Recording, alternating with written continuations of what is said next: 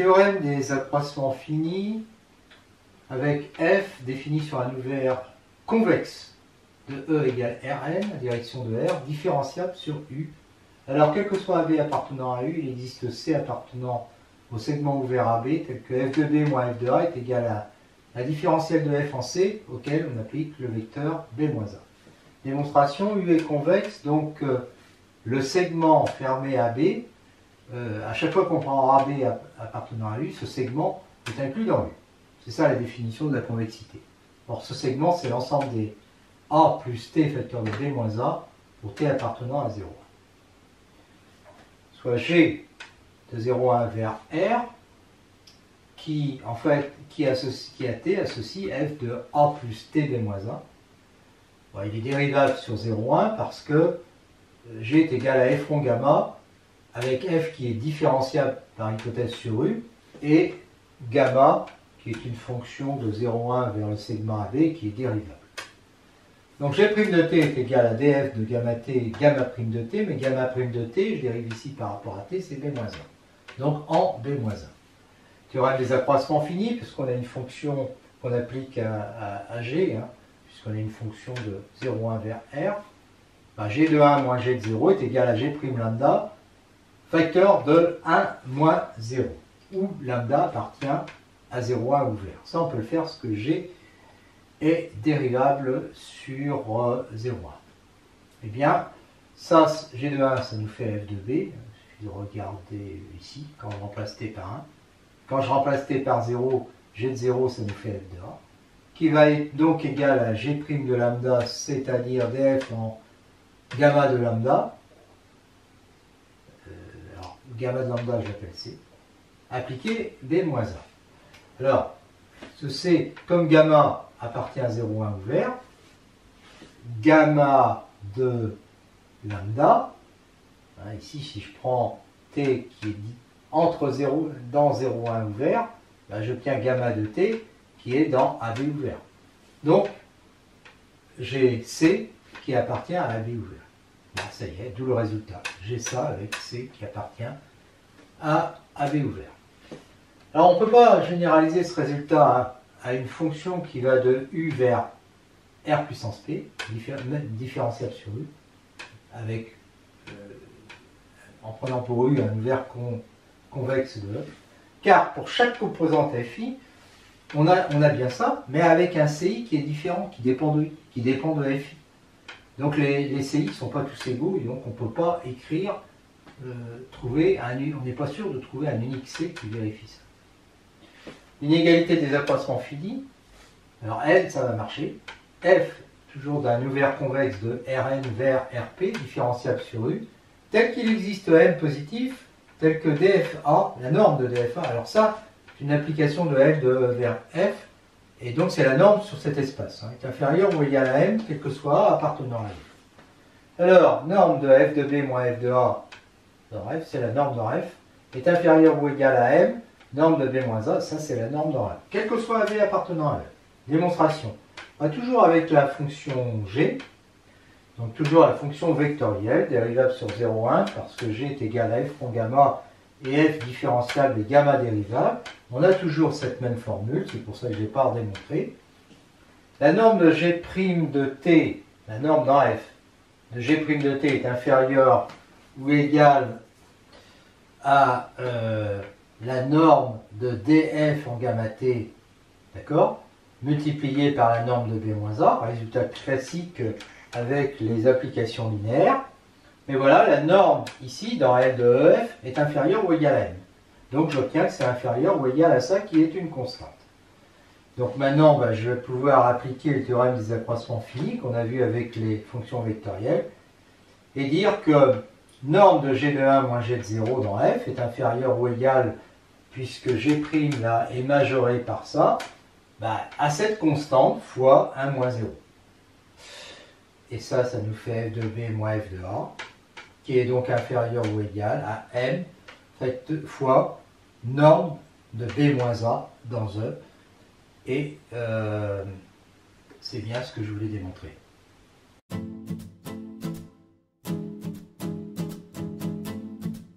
Remarque, on peut prendre une hypothèse moins forte que U convexe. Si f est différentiable sur U et que df, norme de df est inférieure ou égale à m, alors norme de f de b moins f de a, norme dans f, est inférieure ou égale à m, norme de b moins a dans E, quel que soit AB appartenant à U. C'est là qu'on remplace U connexe par tel que AB est inclus dans U, parce que dans la démonstration, en fait, il n'y a que ça qui sert. Ça permet d'utiliser la fonction qui à t donne A plus t facteur de b moins a, et puis de la composer avec f. Parce qu'on a besoin que A plus t facteur de b moins a appartiennent à U pour pouvoir s'intéresser à f de A plus t facteur de b moins a.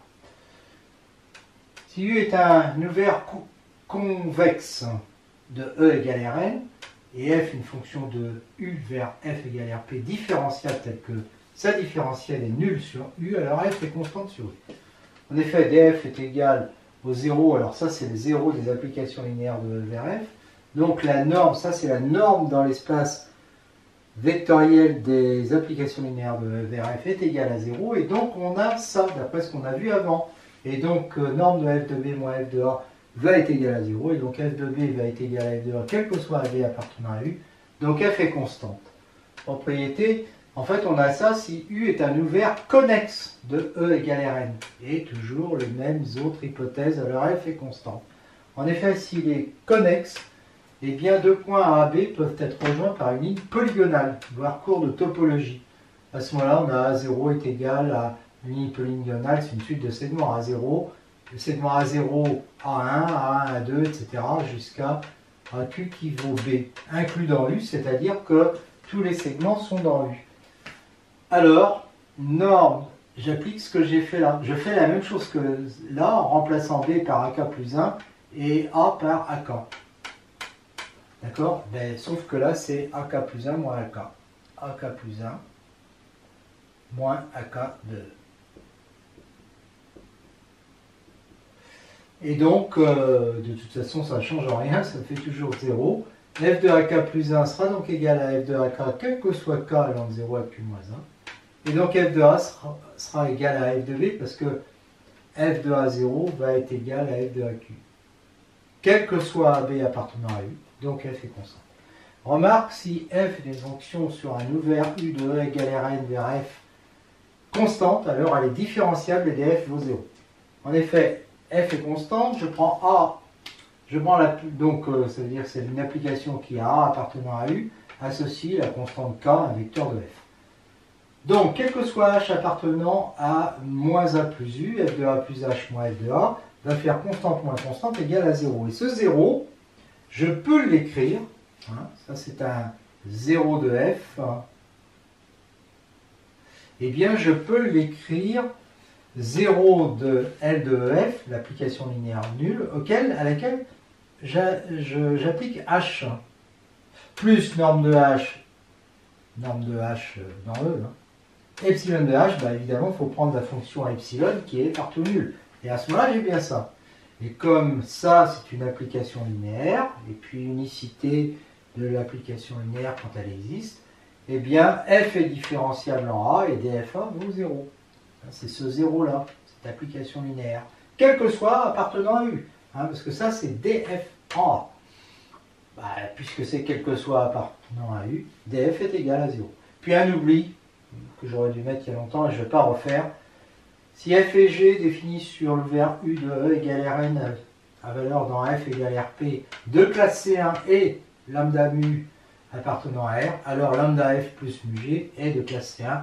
On sait déjà que lambda f plus mu g est différentiable et que la différentielle de lambda f plus mu g est égale à lambda différentielle de f plus mu différentielle de g. Comme df et dg sont continus sur U, eh bien ça va être continu sur U, et donc ça va être continu sur U, et donc ça veut dire que lambda f plus mu g est de classe C1.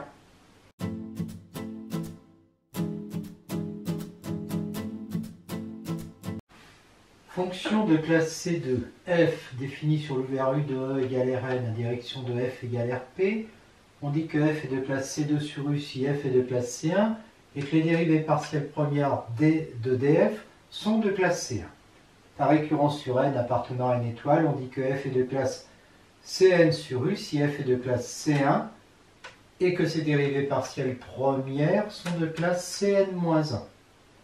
On a donc f qui est de classe C1 si et seulement si f admet des dérivées partielles secondes continues sur U, et f est de classe Cn si et seulement si f admet des dérivées partielles d'ordre n continues sur U. Supposons f de classe C2, donc aussi C1. df de A est donné par cette formule et appartient à L de f. Chaque d rond f sur d rond xk de A admet des dérivées partielles comme ça, continues sur U, puisqu'elle est classe C2. Donc df va être de classe C1 sur U. Réciproquement, supposons que df, oui, parce que les coordonnées de df de A, c'est celle-là dans cette base-là. Supposons que df soit de classe C1 sur U. dfa est égal à ça. La matrice de dfa relativement à des bases BE, BF est ça. Où fi sont les coordonnées de f dans la base BF. df est de classe C1. Si et seulement si chaque A donne des ronds fi de A sur des ronds fi sur des ronds xj en A est de classe C1. Ce qui implique que les fi ont des dérivées partielles secondes continues. Donc f aussi. Donc f est de classe C2 sur U, si et seulement si df est de classe C1 sur U. Si A appartient à U, et si f est C1 sur un voisinage V de A, et si df est différenciable en A, on pose d de f en A est égal à la différentielle de df en A. Alors lui, il va appartenir à cet ensemble-là. L'espace qui est en fait, qu'on va noter comme ça, et qui est en fait isomorphe à l'espace des fonctions bilinéaires sur E croix E à la valeur de f. On définit d de f. d de f qui à A appartient à U associe d de f de A appartenant à ça, si f est C1 sur U et df différentiable sur tout U. Par récurrence pour n appartenant à une étoile, on va définir dn de f de A par dn de f de A égale différentiel de dn-1 de f en A, si dn-1 de f est C1 sur U, différentiable en A. Et puis dn de f sur U, si dn de f de A existe quel que soit A. Et donc ça sera l'application qui fait correspondre ça dans cet espace qu'on peut définir par récurrence par ln est égal à L de E dans ln-1. Enfin, une dernière propriété qui servira pour tout à l'heure, dn de f est égal à dérivée d'ordre n-1, enfin différentiel d'ordre n-1 si on veut, de df. Alors, à condition que tout ça, ça existe évidemment. Hein. C'est-à-dire là, à condition, enfin, si dn de f existe, alors on a ça. Voilà. Pour n supérieur ou égal à 1. Par récurrence sur n, bah, c'est vrai si n est égal à 1, à condition de pour n égale à 1 de dire que d0 c'est on fait rien, c'est la fonction, donc ça fait d1 de f égale df, d'accord, et vrai à l'ordre 2 parce que ça on l'a déjà démontré. Supposons que ça soit vrai à l'ordre n, à ce moment-là j'ai dn plus 1 de f qui existe, qui est donc égal à d de dn de f, mais dn de f c'est ça, donc ça fait d de dn-1 de df, et d de dn-1 ça fait dn, donc ça fait dn de df. Tout le résultat.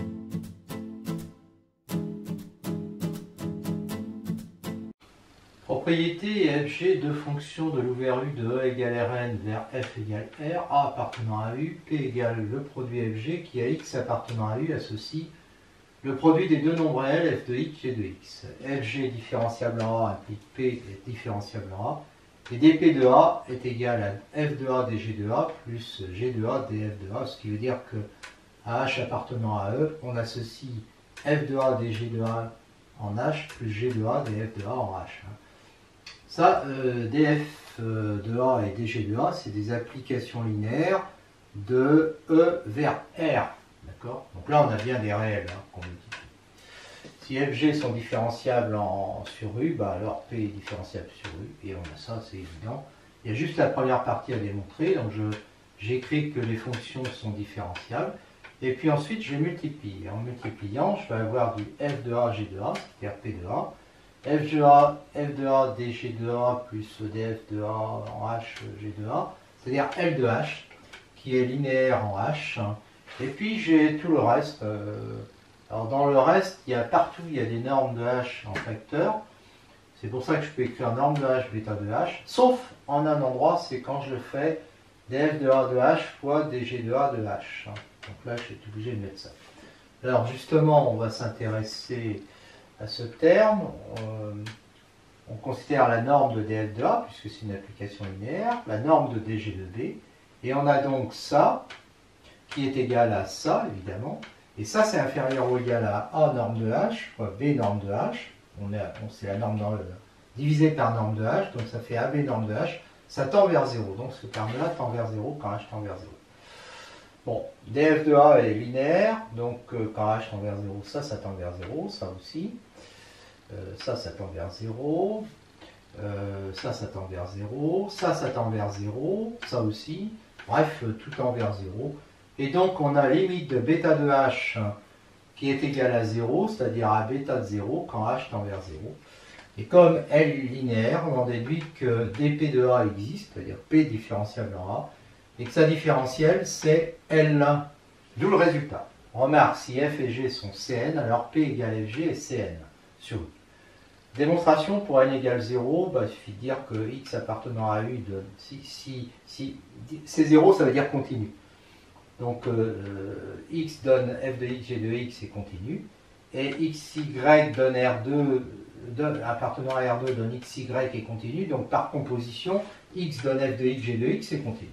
Pour n égale 1, j'écris que dp de A, c'est f de A. Alors j'écris ce que c'est que dg de A en H. C'est somme de 1 à n de d rongé sur d rond xk de A dxk. Plus, et l'autre je mets g de A. Somme de 1 à n de d rond f sur d rond xk de A dxk. Et donc là, je peux l'écrire comme ça. Et là, je vois comme A donne f de A est continu, que A donne d rongé sur d rond xk de A est continu, idem ici. Et bien total, ça va être continu. Et dxk, c'est des fonctions constantes, linéaires constantes. Hein. Et donc, j'en déduis que P est C1. Supposons que que la propriété soit vraie à l'ordre n, et prenons maintenant Fg, de classe Cn plus 1. Alors df et dg sont Cn, et donc là-dedans, tout est Cn. F est Cn plus 1, donc Cn, Cn, Cn, Cn. Et donc dp va être Cn, et donc P va être Cn plus 1. Alors on peut faire la même chose avec le produit scalaire. Cette fois-ci, c'est deux fonctions fg de l'ouvert u de e égale Rn vers f égale Rp munie de sa structure euclidienne.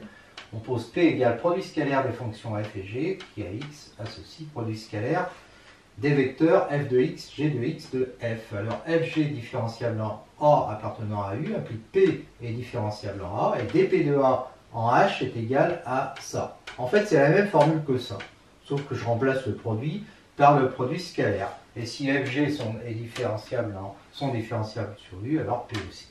Bon, on va faire la même démonstration, c'est-à-dire qu'on développe ça, et on voit que c'est ça, plus ça, plus ça.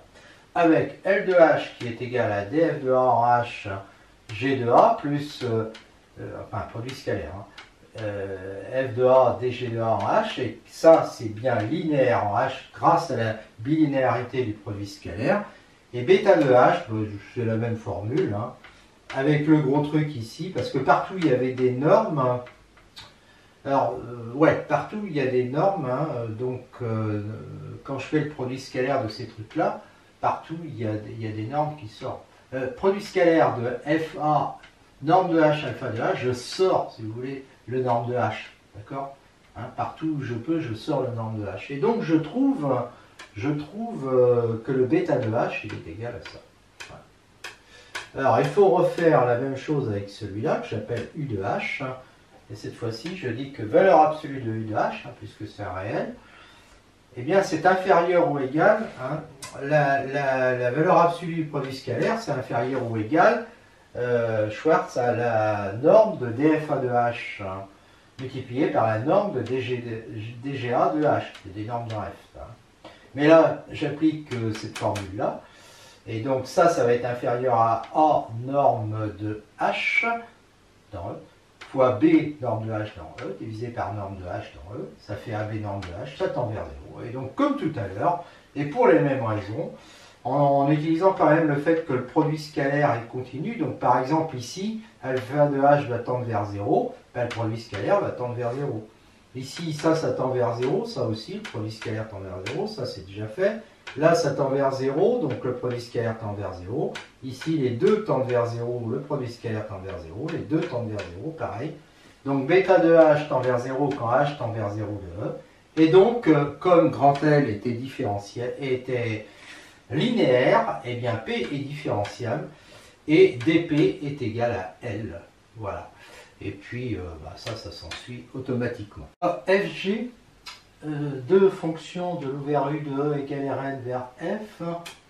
Fg, si F et G sont Cn sur U, alors P, le produit scalaire des deux, est de classe Cn. Donc si n égale 0, toujours la même démonstration. X appartenant à U donne f de x, g de x appartenant à f2 est continu, et xy appartenant à f2 donne produit scalaire est continu. Donc P est continu. Ordre n égale 1. Bon, on a vu ça, d'accord. On peut remplacer dFA en H par ça, en prenant les composantes F égale Fj, et G égale Gj. Alors le J, il est entre 1 et Q, donc ça me fait ça. Et puis ensuite, on remplace dFj de A par ça. D'accord? Et donc, on obtient ça en alternant, en échangeant les I et les J. Et donc, finalement, ça nous fait ça. Et donc, on voit que si F et G sont de classe C1, les d ronds S sur d ronds XI, et puis les d ronds G, les d ronds F sur d ronds XI le sont, donc les d ronds FJ sur d ronds XI aussi le sont. Et quand je dis F, il y a aussi G, et puis là, il y a aussi G. Donc, en fait, tout ce qui est là est continu en A, et donc j'obtiens bien que dP est continu, donc de classe C1. Supposons que la propriété soit vraie à l'ordre n, et prenons Fg de classe Cn plus 1. dF dg sont de classe Cn, donc les dérivés partiels sont de classe Cn, et donc là-dedans, je vais obtenir classe Cn, classe Cn, classe Cn, classe Cn, donc classe Cn pour dP, donc P est Cn plus 1, et c'est terminé. Produit vectoriel, c'est la même chose, sauf que c'est le produit vectoriel. Si f et g sont différenciables en A, P l'est aussi, et on a cette égalité. Si f et g sont différenciables en U, sur U, f et g aussi. Donc on prend une base orthonormale, directe, avec les composantes, et on a les composantes de P. D'accord? Et donc on voit que si f et g sont différenciables, tous ces fk, gk le sont aussi, et donc P1, P2, P3 aussi, et donc P aussi. Et on voit en même temps, parce que là on multiplie des fonctions qui arrivent dans R, donc on utilise une propriété qu'on a vue, et on a dP1 de H est égal à F1 de A dG2 de A en H plus G2 de A dF1 en A en H moins, et la même chose avec ces deux-là, F2 de A dG1 A H moins G1 A dF2 de A en H, et pareil pour les deux autres. D'où on voit que dPA en H est égal à FA vectoriel dGA en H plus dFA en H vectoriel GA, parce que les coordonnées de dGA de H sont dG1A de H, dG2 de A de H, dG3 de A de H. Bon, c'est facile à vérifier. Les coordonnées de dFA, pareil, sont comme ça. Voilà. Et donc, on obtient bien comme ça que on a obtenu que P était différenciable et qu'on avait ça. Alors maintenant, si F et G sont de classe Cn, alors F vectoriel G est de classe Cn, démonstration, c'est vrai à l'ordre 0 parce que ça c'est continu, et que ça c'est continu, donc ça c'est continu.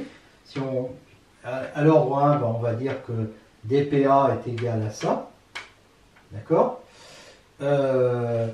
Et donc ça nous fait dPA qui est égal à ça. Et comme f et g, alors, on a supposé, oui, comme f et g sont continus et que les d rond f sur d rond xk, d rond g sur d rond xk sont continus, parce que f et g sont de classe C1, eh bien on voit que tout ça c'est continu, et donc que dp est continu, donc p est C1. Et si on suppose que la propriété est vraie à l'ordre n et fg de classe Cn plus 1, ben on a les d rond g sur d rond xk, d rond f sur d rond xk qui sont de classe Cn, donc là partout c'est de classe Cn, d'où on déduit que dp est de classe Cn et que p est Cn plus 1, d'où le résultat. Exemple de fonction différenciable, f définie sur l'ouvert u de Rn à direction de Rp, constante, alors de classe C infini. Bon, la continuité est évidente, et pour la différenciabilité, on remarque que f de x plus h égale k égale f de x plus 0 appliqué à h. 0 c'est l'application linéaire nulle de e vers f, plus norme de h fois 0. Donc elle est différenciable et df de x est égal à 0. De toute façon, c'est une constante. Par une constante et une récurrence évidente, f est de classe Cn, quel que soit n appartenant à n, donc de classe C infini. Pourquoi? Et la dérivée d'ordre n est égale à 0, parce que si la dérivée d'ordre n est égale à 0, bah, comme c'est une constante, elle est différenciable, et du coup, celle-là va faire aussi 0. Attention, ce n'est pas des zéros qui sont dans les mêmes espaces. On se souvient que la première, c'est dans L de EF, la deuxième dans L de E vers L de EF, etc., etc. F de E vers F, linéaire, on a vu qu'elle est continue différenciable, et df de x est égal à f, quel que soit x appartenant à E, d'où par une récurrence évidente, ce que je ne vois pas ici, f, s et infini. Pour k, en compris entre 1 et n, pi k, c'est-à-dire dxk qui à x fait correspondre xk, donc x appartenant à Rn, xk appartenant à R, et c infini, bah, c'est parce que c'est une application linéaire, hein, tout simplement, et d pi k de x est égal à pi k, c'est-à-dire 1 dxk. Si les fi sont des fonctions d'un intervalle i de R vers R, et f le produit de ces fonctions, c'est-à-dire f de x égale pi de 1 à n des fi de xi appartenant à R, les fi sont tous continus. Si les fi sont tous continus, alors f est continu. S'ils sont tous dérivables, f est dérivable. S'ils sont tous C1, f est C1. S'ils sont tous Cn, f est Cn. Démonstration, bah, on remarque qu'on appelle GI égale FI rond PI, qui à X fait correspondre à FI de X. D'après ce qu'on a vu avant, enfin même pas d'ailleurs, comme PI, si, comme PI et C infini, GI va être de la même nature que FI. C'est-à-dire continu si FI est continu, dérivable si FI est dérivable, C1 si FI est C1, Cn si FI est Cn. Donc F, alors F c'est pi de 1 à n des FI, mais c'est aussi pi de 1 à n des GI. Hein. Donc en fait, il va être de la même nature que tous les GI qui sont de la même nature que tous les FI. Donc si les FI sont continus, F sera continu, s'ils sont dérivables, F sera dérivable, etc. Voilà, si les FI sont dérivables, bah, quand je dérive ce truc-là, je trouve évidemment f' de xi multiplié par pi de j différent de i de fj de x de j. Donc df va être égal à ça. Voilà, pour i égale 1 à n. Donc, bon, ça y est, on a tout démontré. Hein. Oui, là j'ai bien mis que f est égal à produit de tous les fi et donc tous les produits de tous les j. Voilà, c'est bien. Alors, si f, qui est défini sur Rn vers R, associe à x un polynôme p de x, polynôme en x1, x2 jusqu'à xn, alors f et c infini. La démonstration, p va être une somme de lambda pi de i égale à 1 à n des xi à la puissance alpha i avec les alpha i appartenant à n. Donc c'est un produit de fonctions fi, comme ça. Alors ces fonctions fi sont toutes c infini.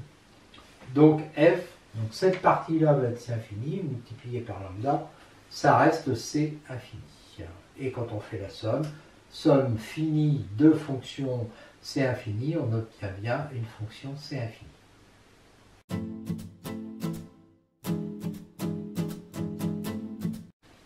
Théorème de Taylor-Young à l'ordre 2. Avec une fonction f définie sur un ouvert U de E égale R puissance n, à valeur dans f égale R puissance P de classe C2 sur U et A appartenant à U. H tel que H appartient à moins A plus U, donc on peut parler de f de A plus H et on va montrer que f de A plus H est égal à f de A plus somme de 1 à n des HK des ronds f de A, des ronds f sur des ronds xk de A, plus 1 demi des sommes pour ij compris entre 1 et n, des d de f sur des ronds xi, des ronds xj en A, hi, aj, plus 1, une partie négligeable devant norme de h au carré, c'est-à-dire quelque chose de la forme norme de h au carré, epsilon de h, où epsilon est nul et continue en 0. Alors ça peut s'écrire comme ça, en remarquant qu'ici il y a des i et il y a n fois où i est égal à j, et donc ça fait ça. Et pour les autres, comme la fonction est de classe C2, on peut appliquer le théorème de Schwartz. D de f sur d rond xi, d rond xj en A est égal à d de f sur d rond xj, d rond xi en A. Donc les termes, on les a deux fois, ce qui supprime le 1,5 et ce qui nous fait ça pour i inférieur à j. Voilà. Alors, démonstration, U est ouvert, donc il existe une boule de centre A inclus dans U. Et pour norme de h inférieure à R, on a A plus h appartient à U. Soit G, la fonction définie sur 0,1 valeur dans R, par T donne f de A plus TH appartenant à R. G de classe C2 car la fonction U qui a T appartenant à 0,1 associe A plus TH appartenant à E est affine. Donc elle est de classe C2, G' de sa dérivée prime de T c'est H, et puis U seconde est égale à 0. Et F donc, est donc C2, donc la composée, parce que G c'est la composée F rond U, va être C2, et G' de T va être égal à df de A plus TH en H, c'est-à-dire ça. Et donc, G seconde de T va être, on va dériver chacune là par rapport à xj, donc somme pour j égale 1 à n, alors je dérive ça par rapport à xj, d de f sur d rond xj, d rond xi en a plus th, aj, hi. Et donc ça fait ça. Taylor-Lagrange me dit que g de 1 égale g de 0 plus g prime c0 plus g seconde de c sur 2 où c appartient à 0,1 dépend de h. F de a plus h, alors g de 1 c'est f de a plus h quand je remplace t par 1. G de 0 c'est f de a. Donc ça fait ça, plus ça. Oui, parce que c'est g' en 0. Donc ça fait df en a, d rond f sur d rond xi en a, hi. Plus, et là le g seconde de c sur 2, je peux l'écrire 1 demi de... Je peux l'écrire g seconde de 0 sur 2 plus 1 demi de g seconde de c moins g seconde de 0. G seconde de 0, c'est égal à ça. Je peux dire je fais t égale 0. Et j'appelle alpha de h égale 1 sur norme de h au carré pour h différent de 0. Donc 1 sur ça, facteur de f de a plus h moins f de a, moins ce truc-là, et moins g seconde de 0 en 2 qui vaut ça. Donc en fait, il va être égal à ça. Voilà. Pour h différent de 0. Donc il va être égal à ça.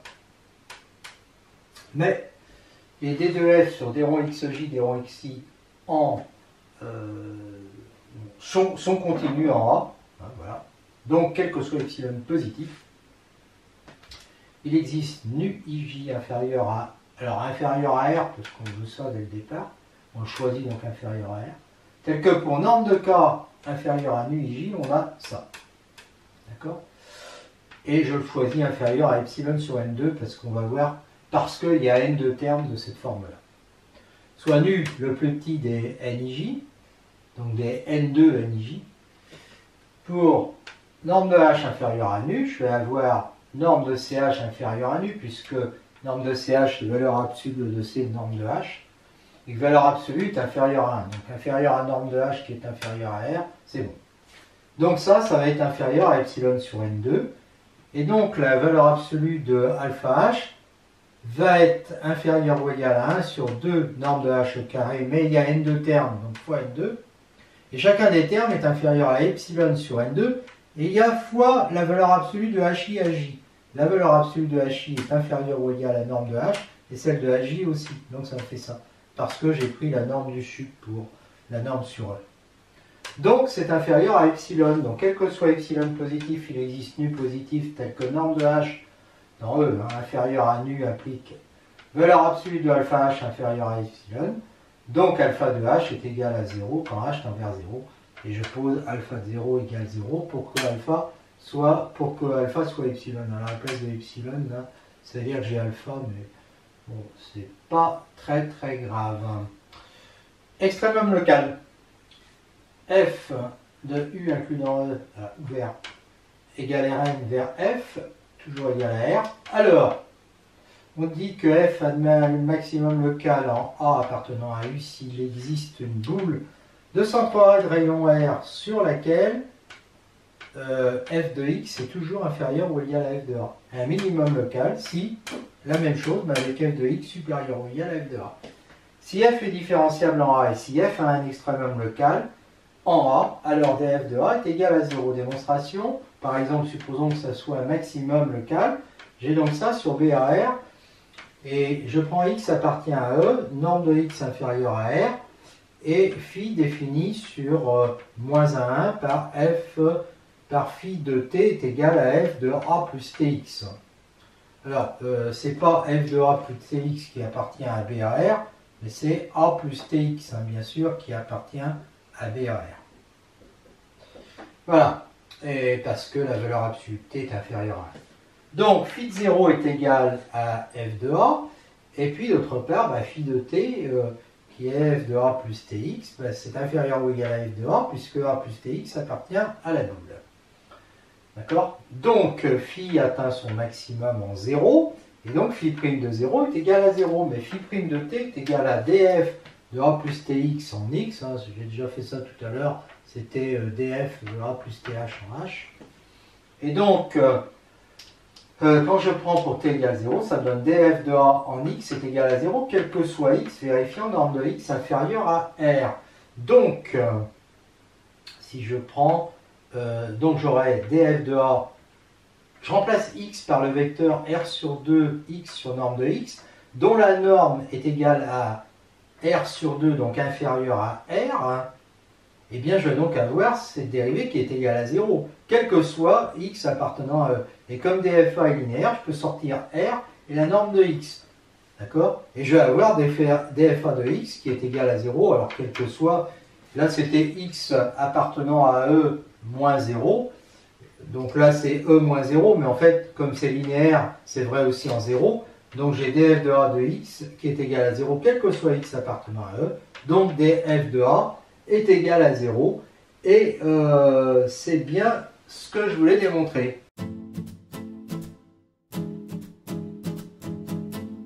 La réciproque est fausse, on prend f de R2 vers R qui est xy fait correspondre au produit xy, des ronds f sur des ronds x est égal à y, des ronds f sur des ronds y égale x, sont continus, f est donc C1 sur R2, des ronds f sur des ronds x en 0 et des ronds f sur des ronds y en 0 sont nuls, donc df est nul en 0, mais il n'y a pas d'extrémum en 0 parce que f de xx est égal à x2 supérieur à 0, quel que soit x différent de 0, et f de x moins x est égal à moins x2 et négatif, quel que soit x différent de 0. Donc toute boule A de centroide de rayon R positif où A est égal à 0 contient le point R sur 2 qui vérifie f de R sur 2 supérieur à f de A égale 0, et le point R sur 2 moins R sur 2 qui vérifie f de R sur 2 moins R sur 2 inférieur à f de A égale 0. Donc on voit que il y a des valeurs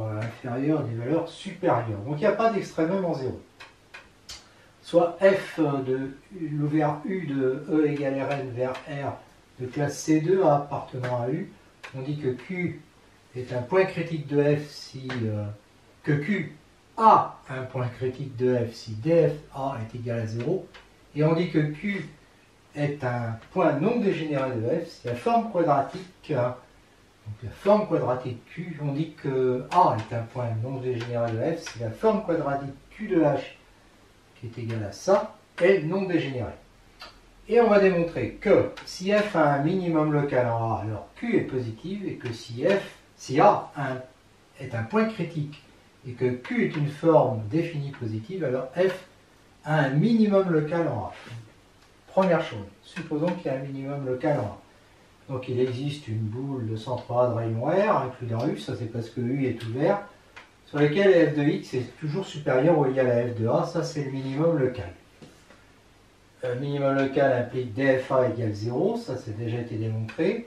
On a donc par application de Taylor et compte tenu de dfa égale 0, on a ça avec alpha nul et continu en 0. Supposons qu'il existe B tel que Q de B est négatif, donc B est forcément différent de 0, parce que Q de 0 est égal à 0, soit epsilon égale moins Q de B sur 2 norme de B au carré, c'est positif parce que Q de B est négatif.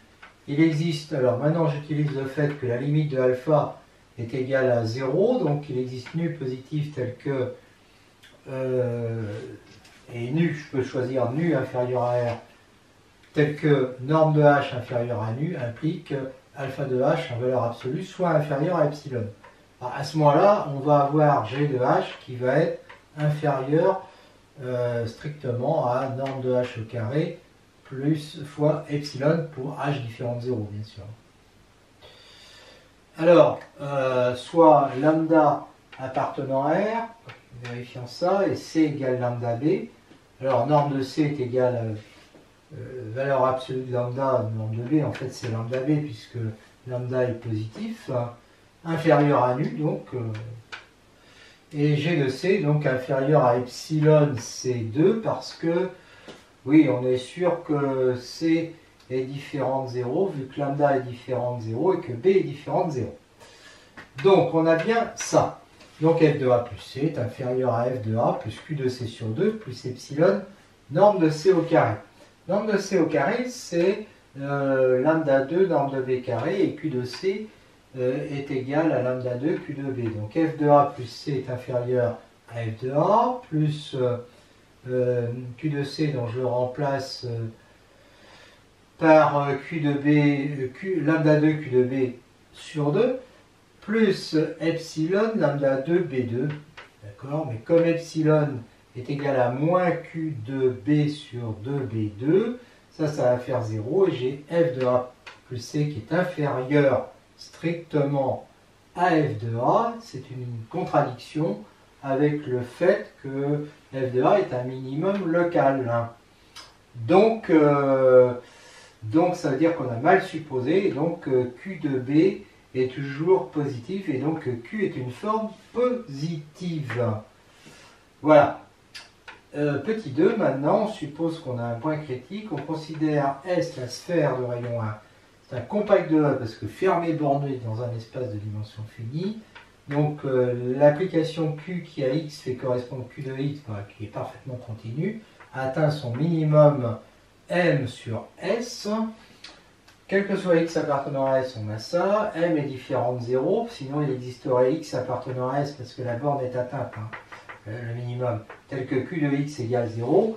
Et comme Q est défini positif, ça ferait X égale 0. Or, 0 n'appartient pas à S parce que sa norme n'est pas égale à 1. Donc M est positif, et quel que soit X appartenant à S, eh bien j'ai Q de X supérieur ou égal à M. Quel que soit H différent de 0, H sur norme de H appartient à S, donc Q de H sur norme de H est supérieur ou égal à M, donc Q de H est sur norme de H2 est supérieur ou égal à M, donc Q de H est supérieur ou égal à M norme de H2, quel que soit H différent de 0, mais ça reste vrai en 0, donc quel que soit H appartenant à E. Epsilon positif, il existe donc, alors là c'est le fait que alpha tend vers 0, donc c'est Taylor encore, on a ça, car il y a dfa est égal à 0, et donc ça fait que f de A plus H est supérieur ou égal à f de A plus Q de H moins epsilon H2.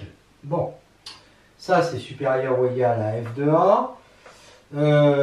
plus Q de H sur 2, mais Q de H, alors Q de H est supérieur ou égal à MH2, d'accord? Donc ça fait MH2 sur 2, et moins epsilon H2. Pour epsilon compris entre 0 et M sur 2, du coup, ça va être positif, et donc j'aurai F de A plus H supérieur, ça va être strictement positif, à F de A. D'accord? Donc, dès que norme de H est inférieure à nu, avec cet epsilon-là, on a ça. Et donc, ça veut dire qu'il y a un minimum local strict. Nous voyons le cas particulier où la fonction est définie sur un ouvert U de R2 à valeur dans R de classe C2. On prend A appartenant à U, U égale HK. Je pose petit u égale HK appartenant à moins A plus grand U. F de A plus U, bon, on a cette formule qu'on a vue précédemment, hein, c'est la formule de Taylor. Et là, on va supposer df de A égale 0, donc point critique. Donc il ne reste plus que f de A plus 1,5 de Q de HK, qui est une forme quadratique de déterminant RT moins S2. Si R est différent de 0, je peux écrire que cette forme quadratique est un polynôme du second degré en H. Donc j'ai écrit P de H égale RH2 plus 2 SHK plus TK2 de déterminant réduit S2 moins RT fois K2. Si S2 moins RT est différent de 0, ce qui correspond à l'opposé du déterminant, donc Q non dégénéré, et si K est différent de 0, P de H garde le même signe, celui de R. Et si S2 moins RT donc est inférieur à 0, si S2 moins RT est inférieur à 0, c'est-à-dire si le discriminant est négatif, P de H garde le même signe. Alors ce signe, ça va être quoi? Si R est positif, le signe va être positif et donc F de A plus U va être supérieur ou égal à F de A. Ce qui reste vrai si K est égal à 0, parce que si K est égal à 0, ça fait RH2 avec R positif. Donc on a affaire à un minimum en A, et si R est négatif, on a ça, qui reste aussi vrai si K égale 0. Donc on a un maximum en A. Si S2 moins RT est positif, P de H a deux racines, je laisse vérifier qu'elles sont bien égales à ça, H1 de K, H2 de K. Et quand K tend vers 0, puisqu'il est en facteur ici, on voit que H1 et H2 tendent vers 0. Donc, on a U1 égale H1K qui tend vers 0, U2 qui est égal à H2K qui tend vers 0. Mais en fait, P de lambda, lui, il change de signe suivant dans ces deux cas-là. Donc, en fait, F de A plus U1 moins F de A et F de A plus U2 moins F de A n'ont pas le même signe. Donc ça veut dire qu'il n'y a pas d'extrémum en A. Enfin, si S2 moins RT est égal à 0, donc la forme est dégénérée, il y a une unique solution H0 est égal à moins SK sur R et P de H est égal à ça. Donc il y a un minimum en A, hein, puisque ça c'est supérieur ou égal à 0, si R est positif, et maximum si R est négatif. Alors si R est égal à 0, au départ j'ai dit soit R différent de 0, soit T différent de 0. Alors maintenant, dans le cas T différent de 0, on échange K et H, donc c'est le même cas qu'ici. Alors il reste ce cas-là à étudier. Dans ce cas-là, Q de U, si R et T sont nuls, eh bien ça nous fait 2SHK. Alors, si S est égal à 0, c'est-à-dire que Q est toujours nul, on ne peut pas conclure, donc là, il faut aller plus loin dans le développement limité. Il faut passer au moins à l'ordre 3 pour conclure.